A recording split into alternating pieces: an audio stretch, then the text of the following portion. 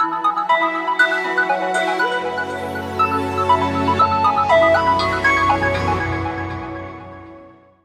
ready.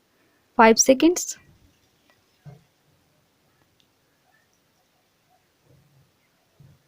Start. Madam Speaker, I am extremely grateful to a large number of members of this House who have all actively participated in this debate, which was initiated by Shri Huda. Almost all the members who have spoken have supported the bill.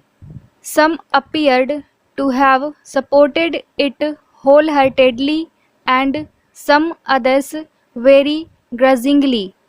I do not think Dr. Shashi's heart is into the bill. Therefore, he started by saying that this bill has four fatal flaws and it will not achieve anything, and ended up by saying that it can become very draconian. It can be either of the two, it cannot be both. But then he made a point that the real issue lies in getting information internationally and attacking the sources of black money. I think our homegrown friend from Rohtak, his experience was much more than your experience from Manhattan, because he knew the history of evolution and he completely had the clue on what history is. There was once a time, Sri Huda rightly mentioned it, when money crossed over geographical borders, the territorial jurisdiction of your laws and your investigating agencies almost came to an end. Therefore, to get evidence internationally which is outside the shores of India was extremely difficult. So, if a criminal crossed over into Bangladesh or Nepal or Pakistan, or if the evidence of his crime was hidden in a Swiss bank in Geneva or in any other tax havens, it was almost next to impossible for the government of India to get details of that information. So, the first stage is that we attempted to get this by relying on the principle of dual criminality.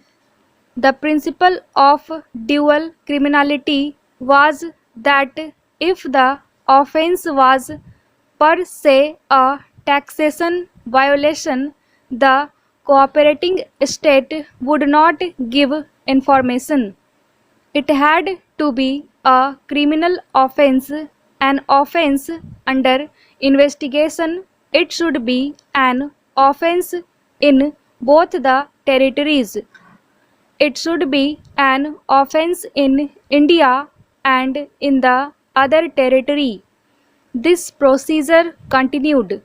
A lot of our struggles to get details from Switzerland used to be that we had to first prove that it was not merely tax evasion money, but these were profits of proceeds of crime, and that crime itself was a crime both in India and internationally in that country.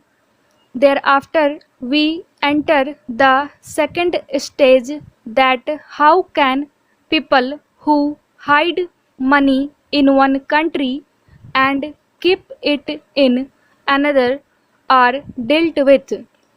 The civilized jurisprudence requires that the countries cooperate with each other. Therefore, information was being sent on the basis of various cooperation treaties like the Double Taxation Avoidance Treaty, Clause 28, that you spoke of. That is the stage we are now in. But this stage is also not enough because we have information. For instance, take the HSBC accounts.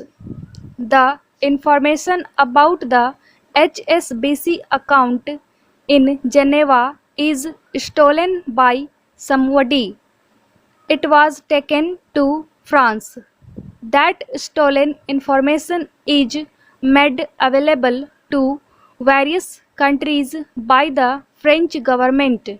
So we have a list of hundreds of names from India, people who have account in the HSBC bank in Geneva. Sir, the Swiss authorities have told us that they would not cooperate on the basis of stolen information.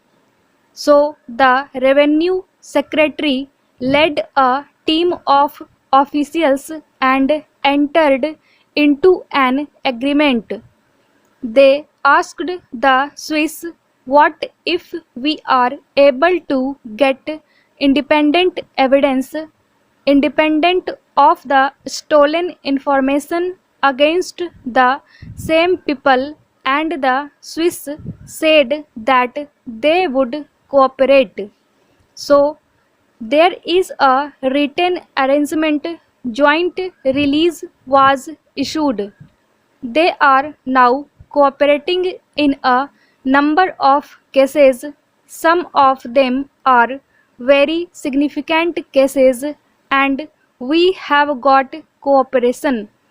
When I went to attend the World Economic Forum, I met the Swiss ministers concerned and we furthered that cooperation. But this is still a very slow process.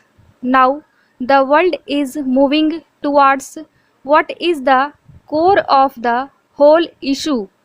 G20 has taken an initiative where the Honorable Prime Minister made a commitment, and we are active participants, that we will join the global effort for automatic exchange of information. The G20 initiative will lead to a situation where by about 2017, whoever are Indian citizens who transact internationally, their details are automatically conveyed, and if we find that any of those details are unlawful, we are entitled to take action. Simultaneously, under the domestic law of the United States, the United States is requesting other states to enter into a treaty obligation, and there will be a bilateral automatic exchange. Now, reports have come with regard to various committees that we have appointed, but I cannot give you an authentic data on the floor of the House of as to how much money is there. Therefore, it is different from what Integrity International says or some of the agencies say. These are all indicative figures. I cannot be too specific to give you the figures which you want to know. We are considering the reports which have come out in the recent past.